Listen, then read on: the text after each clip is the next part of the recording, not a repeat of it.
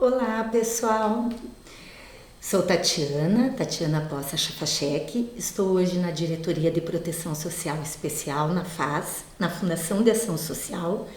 E estamos hoje aqui para falar sobre os serviços de alta complexidade, principalmente os acolhimentos institucionais.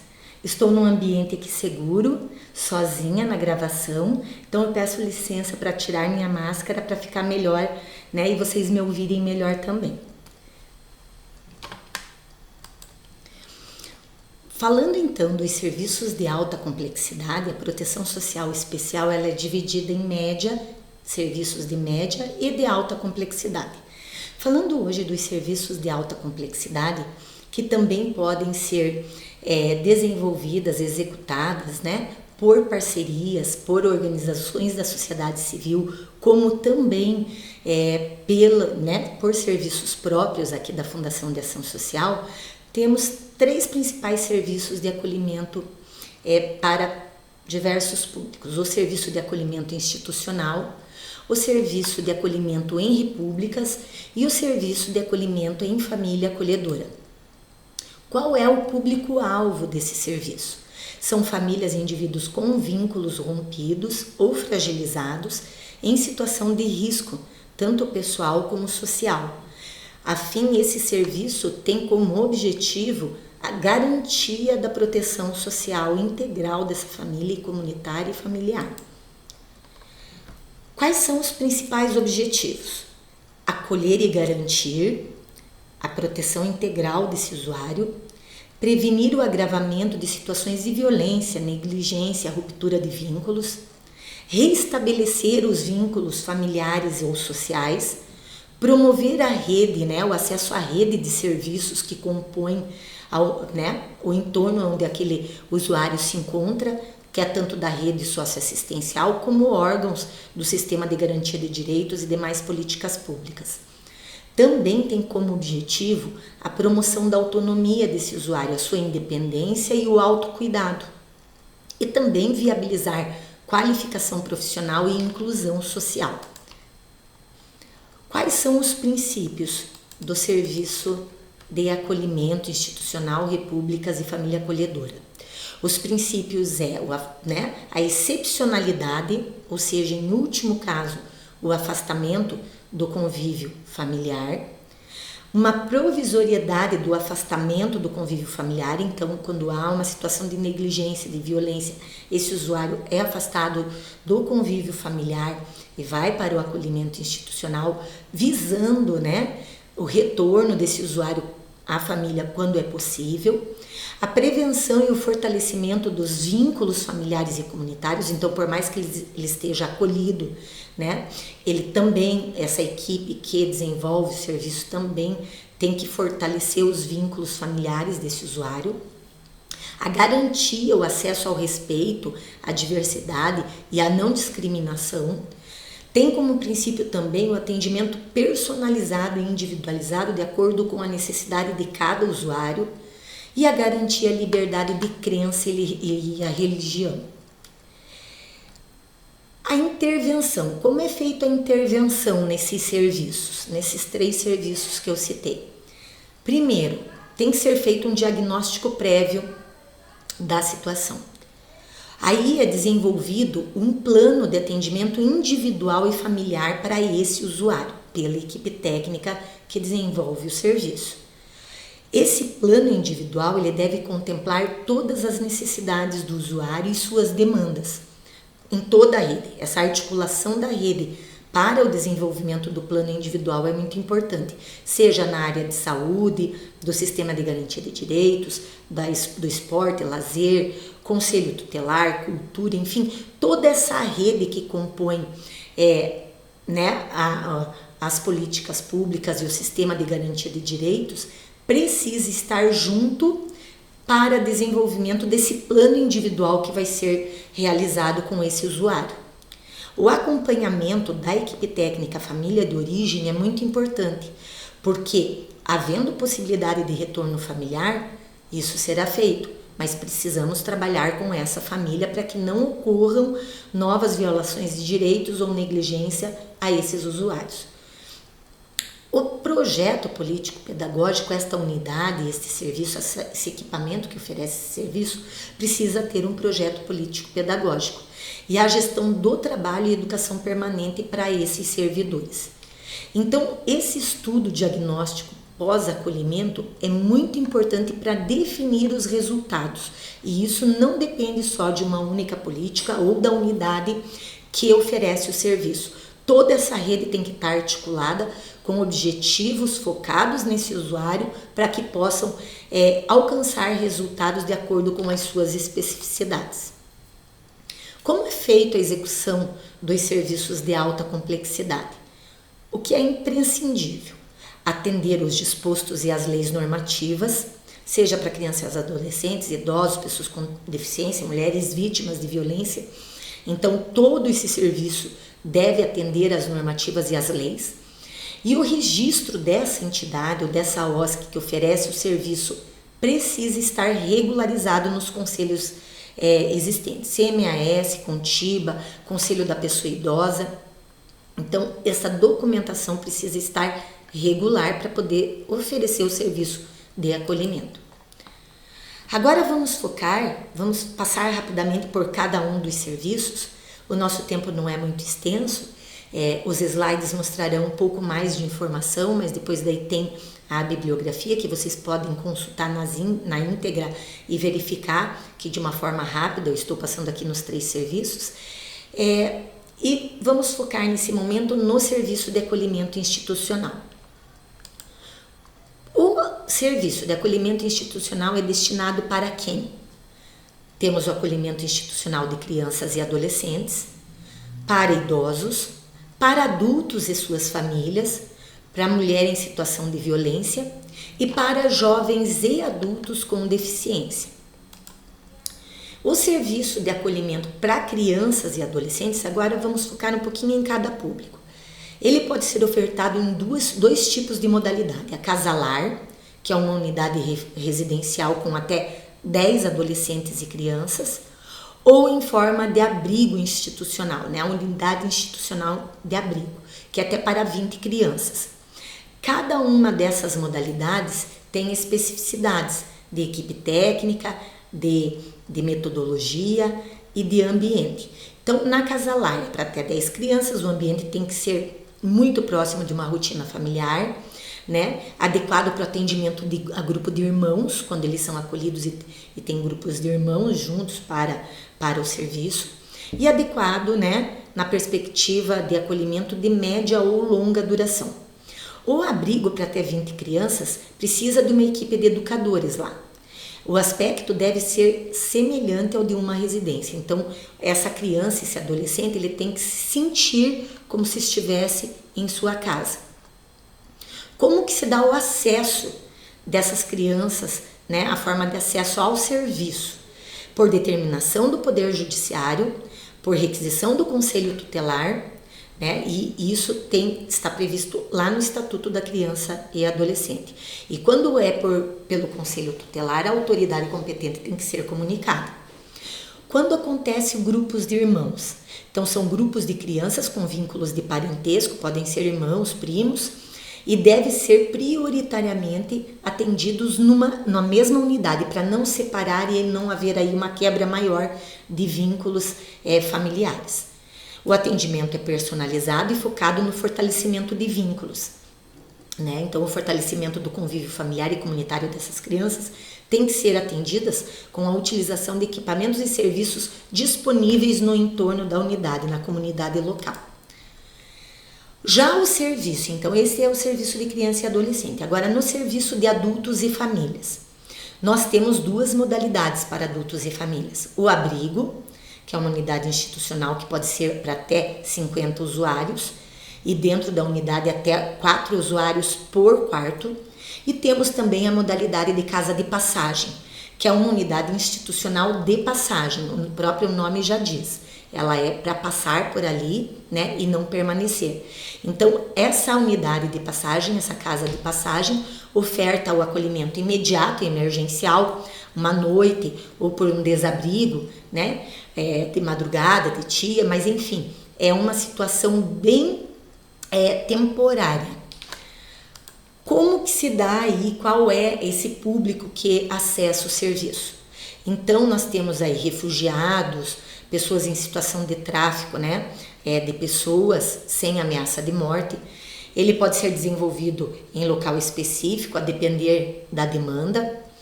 É previsto para pessoas em situação de rua, desabrigo, abandono, quem está em migração ou que tem uma ausência de residência, ou por pessoas em trânsito e sem condições de autossustento. Muitas vezes a pessoa sai de outras cidades e chega aqui e não tem onde dormir, onde passar, né? Muitas pessoas migram em busca de trabalho, então são casas de passagem para uma noite e depois é feito todo o acompanhamento com a cidade de origem, com a equipe daquela cidade, para ver se há possibilidade de retorno. Temos também o acolhimento provisório, com estrutura para acolher com privacidade pessoas do mesmo sexo ou do mesmo grupo familiar. Elas devem estar num espaço urbano, né, respeitando os direitos de permanência na cidade, como segurança, igualdade de condições, acesso aos serviços públicos no entorno daquela unidade. E como a pessoa chega até a unidade, né? Como que se dá essa forma de acesso?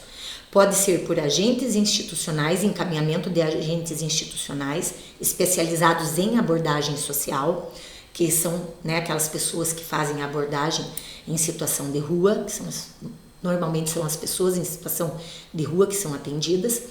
Também temos aqueles encaminhamentos dos CREAS, dos Centros de Referência Especializados de Assistência Social, unidades da FAS, né? Pode ser também por outros serviços socioassistenciais, outras políticas públicas ou pelo Sistema de Garantia e Defesa de Direitos, como também pode se dar por busca espontânea do próprio usuário.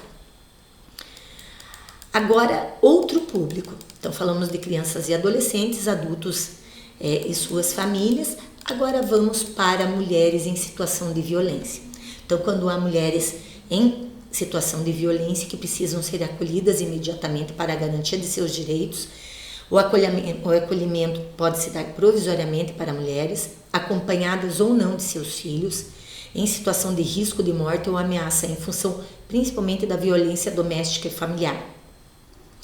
Deve ser um local totalmente sigiloso, porque essas mulheres sofrem, né, algum tipo de ameaça pelo violador e esse espaço, esse local onde é oferecido o acolhimento não pode ser divulgado. Então, o funcionamento dessa unidade é em regime de cogestão, que assegure a obrigatoriedade de manter o sigilo quanto à identidade dessa usuária. Essa unidade para a mulher em situação de violência, ela tem que ser na modalidade abrigo, de unidade institucional. As formas de acesso se dão normalmente pelas requisições dos serviços das políticas setoriais, os CREAS, demais serviços socioassistenciais, Ministério Público e Poder Judiciário. Em articulação com a rede de serviços e o sistema, deve ser ofertado atendimento jurídico e psicológico, tanto para as usuárias, as mulheres que sofreram violências, como seus filhos ou dependentes quando estiverem sob sua responsabilidade. Agora vamos para o acolhimento institucional para jovens e adultos com deficiência. Essa modalidade é de residências inclusivas. A residência inclusiva, ele pode estar inserido, deve estar inserido ali naquela comunidade, funcionar em locais com estrutura física adequada, fornecer a construção progressiva aí da autonomia, da inclusão social e comunitária, favorecer o desenvolvimento das capacidades adaptativas ali para aquela vida diária. E a forma de acesso a esses jovens, esses adultos com deficiência, se dá por serviços de políticas públicas, né, encaminhamentos pelos serviços de políticas públicas setoriais, os CREAS, a rede, o Ministério Público ou o Poder Judiciário. Para quem ele é destinado? A residência inclusiva. Para jovens e adultos cujos vínculos familiares já foram rompidos ou fragilizados, que não dispõem condições nenhuma de autossustentabilidade ou de retaguarda familiar aí temporária ou permanente, e que estejam em processo de desligamento de instituições de longa permanência. Agora vamos falar um pouco dos idosos. O serviço de acolhimento institucional para a pessoa idosa. Ela também, como a de criança, se dá em duas modalidades, a casa-lar, que é uma unidade residencial para até 100 idosos, que deve contar com equipe treinada, habilitada e supervisionada, com supervisão técnica, né, a essas unidades residenciais, dessas casalares, capacitadas para auxiliar nas atividades diárias desses idosos. Como também pode se dar na modalidade abrigo institucional, que acolhe idosos de diferentes graus de necessidade e dependência. A capacidade de atendimento das unidades deve seguir as normas da vigilância sanitária, de acordo com os espaços físicos existentes, devendo se assegurar o atendimento de qualidade personalizado, mas o quarto precisa ser com até 4 idosos, não pode ter mais que 4 idosos por quarto. Como que se dá o acesso aos idosos a esse serviço? Então, pelas políticas públicas setoriais, CREAS, Rede, Ministério, Poder Judiciário. Os idosos com deficiência devem ser incluídos nesse serviço de modo a prevenir práticas segregacionistas e o isolamento também desse segmento. O acolhimento para idosos tem que ser de 60 anos ou mais, ambos os sexos, seja feminino ou masculino, independentes ou com graus de dependência. Os graus de dependência são variados. Nós temos o grau de dependência 1, que requer um pouco, né, de autoajuda ali para a sua atividade diária. Aí temos idosos com dependência 2, que são até aqueles dependentes de até 3 atividades diárias por dia, como alimentação, precisa de auxílio para alimentação, para sua mobilidade, ou para higiene de banheiro, enfim, um comprometimento cognitivo. E temos aí os idosos de grau 3, que são aqueles idosos com total dependência, que requerem assistência para todas as suas atividades diárias e para autocuidado, seja banho, comida, enfim, tudo. E, então precisa de uma equipe específica para aquele idoso para que ele possa fazer todas as suas atividades diárias. Esse serviço de acolhimento institucional para idosos tem que assegurar a convivência com familiares, amigos ou pessoas de referência de forma contínua, bem como também atividades fora da unidade, como ou dentro, dependendo da mobilidade, enfim, e do plano individual que vai ser desenvolvido com cada idoso, né? O acesso a atividades culturais, lúdicas, educativas e de lazer. A natureza desse acolhimento deve ser provisória, excepcionalmente de longa permanência, só quando esgotadas todas as possibilidades de autossustento e de convívio com o familiar, e os idosos com vínculos de parentesco ou algum grau de afinidade, como casais, irmãos e amigos, devem ser atendidos na mesma unidade, para que não haja aí um rompimento, né, muito forte nos vínculos. Preferencialmente devem ser ofertado aos casais de idosos o compartilhamento do mesmo quarto. Agora a estrutura desse acolhimento, né? Como deve ser? Semelhante a uma residência, estar inserido aí na comunidade, em área residencial, evitar nomenclaturas que se remetem a aspectos negativos, não instalar placas de natureza indicativa de acolhimento institucional do equipamento, oferecer condição de habitabilidade, higiene, salubridade, segurança e acessibilidade e privacidade, e oferecer um acolhimento acolhedor e digno. As instalações físicas, eu não vou ler todo o slide para vocês, mas é importante saber que ele tem especificidade para cada ambiente, e isso tem daí na bibliografia, tem aí várias bibliografias para que vocês possam entender, né, e compreender a necessidade também dessas instalações físicas necessárias e mínimas para a oferta desse serviço, como quartos, né, e tem uma metragem aí por usuário, né, deve possuir aí uma distância entre as camas, o dormitório possui também um tamanho. O quarto para o educador residente, no caso da casa-lar, também precisa ter, e ele tem também a questão do mobiliário e da metragem. A sala de estar, né, precisa ter uma sala de estar, um espaço para acomodar usuários e equipe, com uma metragem, nesse caso, 1 metro quadrado para cada pessoa. Sala de jantar e copa tem que ter também.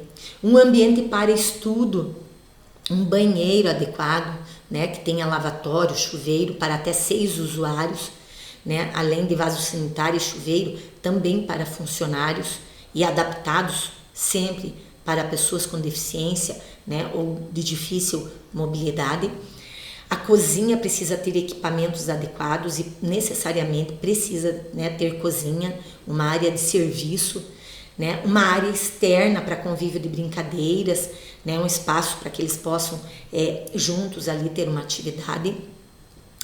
Sala de equipe técnica precisa estar fora desse espaço de moradia dos idosos. Então ali tem já colocado em amarelo, fora da área de moradia, que é a sala da equipe técnica, a sala de coordenação, a sala administrativa ou um espaço para reuniões para a equipe técnica. Esse espaço precisa estar necessariamente em outro lugar que não seja no mesmo local de residência e do acolhimento desses idosos. Os recursos humanos. Nós temos um número diferente para abrigo e para casa-lar. A equipe precisa ser composta necessariamente tanto para abrigo e para casa-lar pelo coordenador, uma equipe técnica, né? Educadores sociais e cuidadores e auxiliar de cuidador e educador. Para abrigo é um número de profissionais, para casa-lar é outro.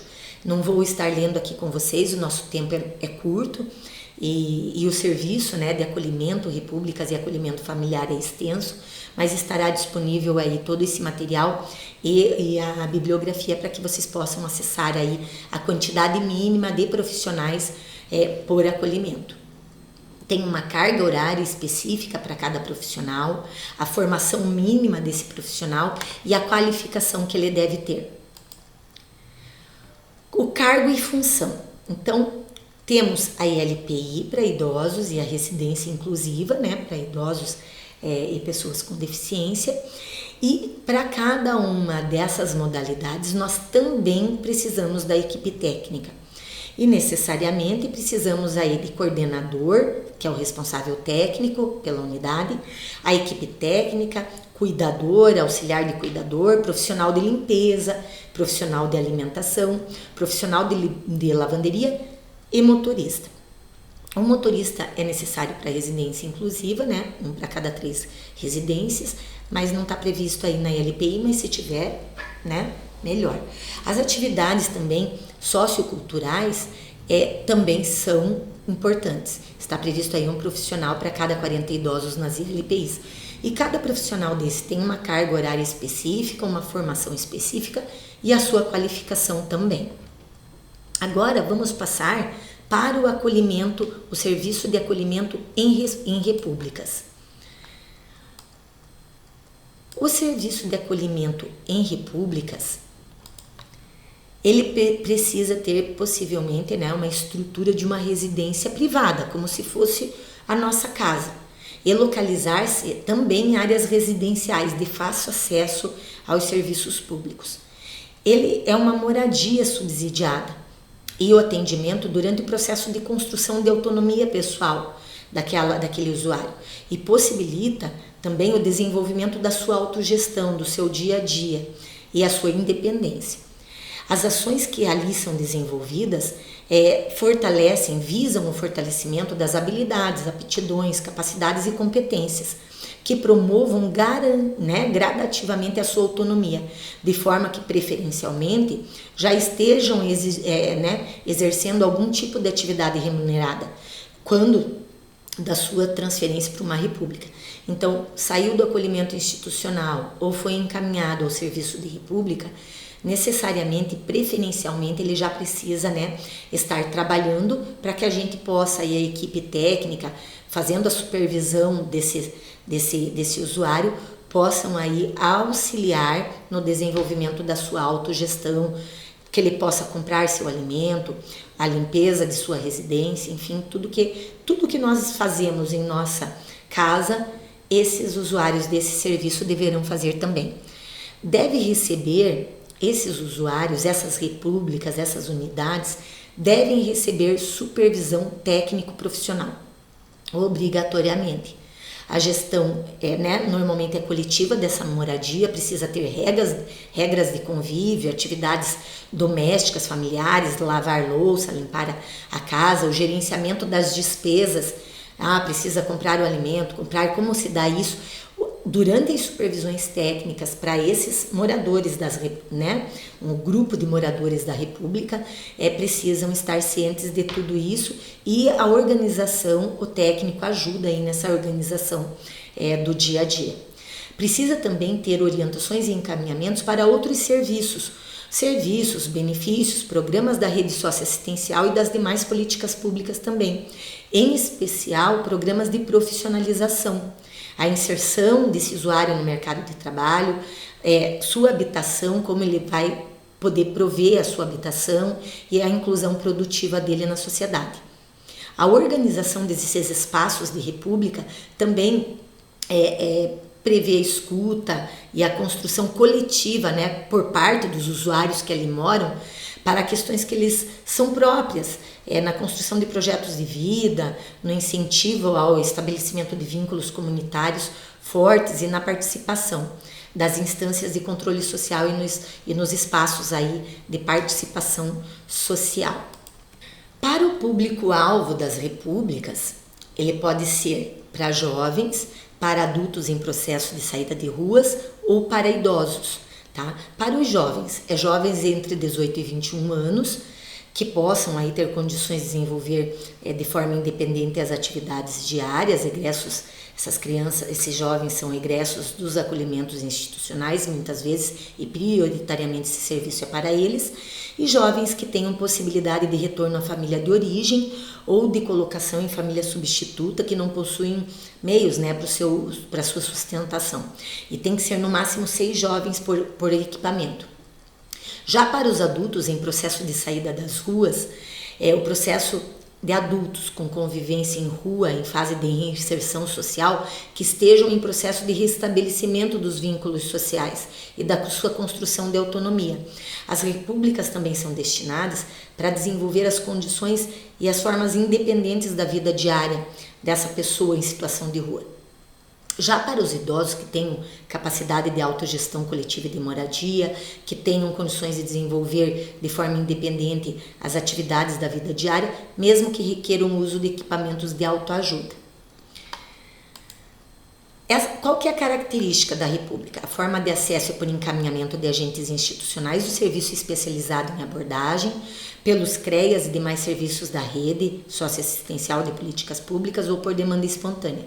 A escolha desses componentes da República deve ser considerado, que moram na mesma residência, devem ser considerados o perfil, demanda específica e graus de autonomia de cada usuário, bem como também o grau de afinidade entre os mesmos.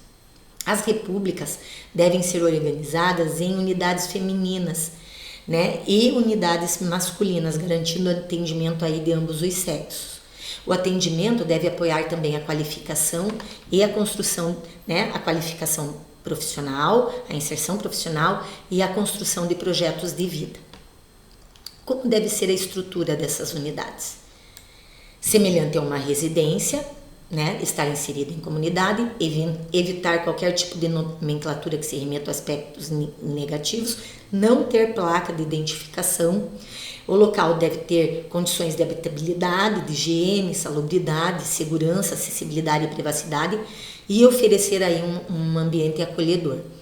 Deve ser disponibilizado na rede um número suficiente de repúblicas, com edificações aí que respeitem as normas de acessibilidade de maneira a possibilitar o atendimento integrado a pessoas com deficiência. As instalações físicas gerais têm que ter quartos, sala de estar similar, sala de jantar, banheiro, cozinha e área de serviço, aí com equipamentos e espaçamento necessário para a convivência dos jovens ou idosos, ou as pessoas com deficiência. Como que é o recursos humanos da equipe técnica que vai acompanhar esse serviço, que vai supervisionar esse serviço? Então precisa ter um coordenador para até 4 unidades com 40 horas semanais, nível superior, e a equipe técnica precisa ter 2 profissionais, o assistente social e o psicólogo, para atendimento de até 24 jovens, em 4 unidades diferentes. Agora vamos para o nosso último serviço, que é o serviço Família Acolhedora. O serviço de Família Acolhedora o público-alvo desse serviço é crianças e adolescentes. E o próprio nome já diz, é a família que acolhe a criança, seja a família extensa, né, ou uma família que não tem vínculo nenhum com a criança. Hoje em Curitiba nós temos o Família Acolhedora e o Família Extensa, que também pertence a essa modalidade. O Família Extensa são famílias extensas que acolhem a criança ou o adolescente, e hoje pagamos aí uma bolsa para que essa família possa prover o sustento por um determinado prazo, com acompanhamento também da equipe técnica. Agora vamos focar aí no Família Acolhedora. O Família Acolhedora é inclusive para aquelas crianças com deficiência, com medida protetiva de acolhimento obrigatoriamente e por motivos de abandono, violação de direitos, cujas famílias ou responsáveis encontrem-se temporariamente impossibilitados de cumprir a sua função de cuidados e de proteção. Então, o Família Acolhedora, ele também é um acolhimento, né? Um acolhimento para crianças que têm medida protetiva de afastamento de suas famílias. O serviço de Família Acolhedora. Nós temos parcerias com organizações que fazem esse serviço. Hoje nós temos 2 OSCs em parceria com a FAS, que divulgam junto com a FAS esse serviço, porque precisamos de famílias e está lá no site da FAS, o banner, onde a família pode se inscrever para ser uma família acolhedora. Precisamos de famílias habilitadas, essas famílias são capacitadas, acompanhadas para acolher essa criança, não com caráter para depois adotá-la, e sim para temporariamente fazer o acolhimento dessa criança até que sejam feito ou o retorno à família ou encaminhada para a adoção. Então tem o bannerzinho lá no nosso site da FAS, onde a família pode verificar aí a documentação e como se inscrever para ser uma família acolhedora. Hoje nós temos 2 organizações da sociedade civil, que foi por meio de chamamento público, essas 2 organizações se inscreveram e que nos ajudam na oferta aí, em parceria, para desenvolver esse serviço. Esse serviço ele precisa de ampla divulgação para que nós tenhamos famílias cadastradas. A família passa por uma acolhida, avaliação inicial, ela tem que ter uma documentação, conforme prevê a legislação, né? Seleção do perfil, né, da criança que ela quer acolher, enfim, o que ela tem estrutura adequada, né? Muitas vezes a família não tem uma acessibilidade para acolher uma criança com deficiência, mas possui aí o interesse de estar acolhendo uma criança, um bebê, um adolescente, um jovem. Então é estabelecido um perfil para aquela família, para que a gente possa encaminhar a criança, né, para o acolhimento. Essa família é capacitada, ela tem um cadastro, né? Existe uma equipe técnica que acompanha essas famílias acolhedoras para prepará-las para o acolhimento, e depois é encaminhado a criança e a adolescente que faz o acolhimento nessa família acolhedora, né? Até mesmo para depois fazer o encaminhamento, aí o retorno à família de origem. Então esse serviço ele é organizado para crianças e adolescentes por medida, né, afastados de suas famílias por medidas de proteção em residências de família acolhedoras cadastradas. E essa família ela tem uma guarda provisória dessa criança. Então é tudo feito por acompanhamento aí do judiciário. O serviço é particularmente adequado ao atendimento daquela determinada criança. É feito a avaliação técnica para ver se aquela família realmente possui as condições necessárias de acolhimento e que indique a possibilidade aí de retorno à família de origem, ao seu núcleo familiar ou até mesmo à família extensa. Para as crianças pequenas que vivem em situação de violação de direitos, o acolhimento familiar tem que ser mostrado de uma forma, né, de atendimento adequado a cada especificidade. Quais são as características do atendimento do família acolhedora? Então, as crianças são encaminhadas por meio de determinação do Poder Judiciário. Cada família pode acolher uma criança por vez, mas quando aí se tratar de vínculos de parentesco, irmãos, primos, esse número pode ser ampliado, né? Pois o ideal é manter eles na mesma família para não ter a ruptura mais, né? Uma ruptura maior no vínculo familiar. Mais que 2 irmãos deverá ter que ser feito, né? Mais de 2, tem que ser feita uma avaliação técnica para verificar se o acolhimento em família acolhedora é a melhor modalidade. Talvez seja necessário e adequado o acolhimento institucional em outro serviço. O serviço também deve ser organizado a modo de prevenir, né, e reconstruir o vínculo da criança, do adolescente com a família de origem. Deve envolver um acompanhamento, a equipe técnica deve envolver o acompanhamento também às famílias de origens com vistas à reintegração familiar. Mas nunca a família de origem tem acesso à família acolhedora, porque a família acolhedora é uma modalidade de acolhimento, onde aquela criança sofreu algum tipo de violação de direitos, então essas famílias são trabalhadas separadamente e uma não pode saber da existência da outra, porque muitas vezes a família que viola o direito da criança descobrir onde essa criança está inserida, pode também causar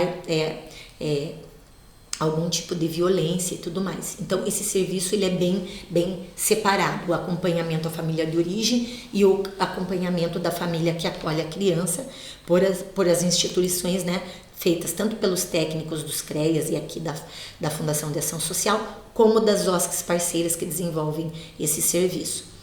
A casa onde essa criança é acolhida, com essa família acolhedora cadastrada, deve oferecer um ambiente acolhedor e digno. Então tem que ter habitabilidade, higiene, salubridade, segurança, acessibilidade. E isso é feito na visita técnica dos técnicos para verificar se essas famílias possuem essas condições. Também a família que acolhe tem que ter um ambiente de residência. Como também, quando a OSC parceira desenvolve esse acompanhamento junto à família, ela precisa de um espaço dentro da OSC parceira para a equipe técnica, que faz o acompanhamento dessas famílias.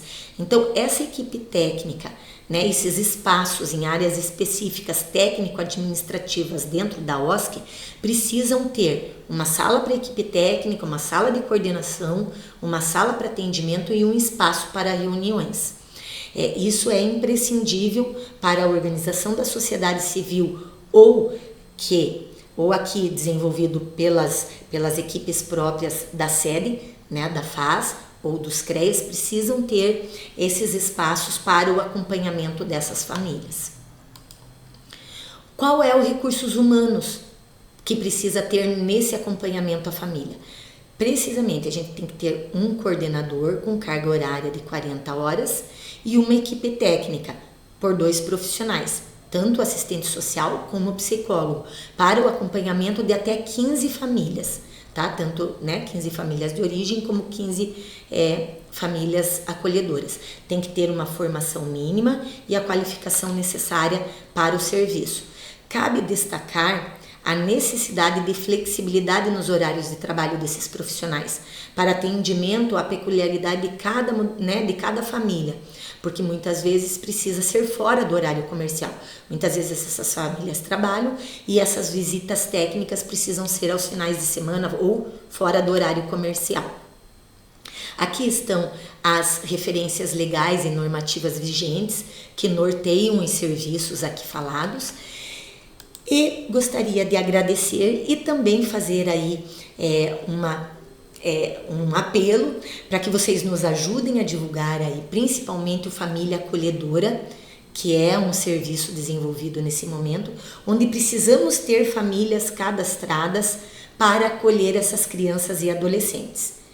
Então, vamos divulgar, tem o banner lá no site da FAS, nossa rede socioassistencial para nossos vizinhos, o nosso prédio, enfim, quando nós sabemos que tem uma família que possui condições de acolher uma criança temporariamente, que está sofrendo violência, né, e está em risco, por favor, peçam para acessar o nosso site, se cadastrar e aí nós da FAS e as OSCs parceiras entrarão em contato para que a gente possa aí trabalhar, que essa família possa ter todas as possibilidades de estar recebendo. É importante dizer que essa família recebe uma bolsa auxílio, né, um valor repassado em dinheiro para que possa manter o sustento daquela criança, naquele período que a criança fica com a família, para que possa prover o sustento, o vestuário daquela criança, enfim, todas as necessidades diárias daquela criança durante a permanência da criança na família. Ok, meu muito obrigada, estamos à disposição, aí está o meu telefone, né, meu telefone particular e o site aí da FAS, aí o nome da FAS, para que vocês possam, da DPSE, para que possam ter maiores informações. Muito obrigada.